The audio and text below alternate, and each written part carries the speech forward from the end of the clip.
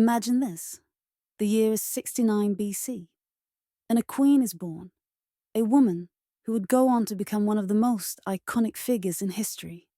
Her name? Cleopatra VII, Thea Philopator. Now, Cleopatra wasn't just any ruler. She had extraordinary intelligence, charm, and an unmatched political savvy that would help her stand firm as the last pharaoh of Egypt. As a young girl, Cleopatra wasn't just sitting on the throne and wearing fancy crowns. She was learning. She spent her time studying, reading scrolls, and acquiring knowledge that very few, especially women of her time, had. She mastered multiple languages: Greek, her native Egyptian, and perhaps a few others. She understood that knowledge was key to navigating the treacherous waters of politics in her era. Fast forward to 51 BC, Cleopatra, still a young woman, became co-ruler of Egypt alongside her younger brother, Ptolemy XIII. Now, this was no happy sibling partnership. Cleopatra and Ptolemy quickly found themselves in a bitter struggle for power. Each one wanted to rule alone. And eventually, Cleopatra was forced into exile. But she didn't stay down for long. She was a queen with ambition.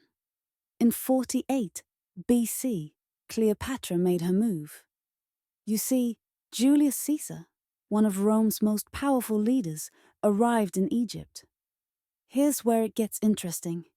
Cleopatra, famously determined, is said to have smuggled herself into Caesar's quarters, wrapped in a carpet seeking his support.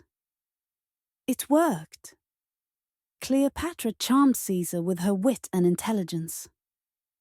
With his military backing, she was restored to the throne. They even had a son together, Caesarion, further cementing their powerful alliance. Now, let's jump a few years to 44 BC.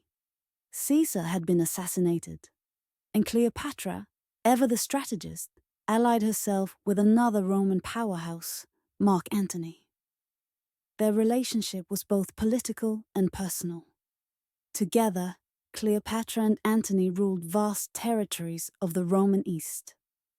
They lived lavishly in Alexandria, dreaming of an empire that would rival Rome.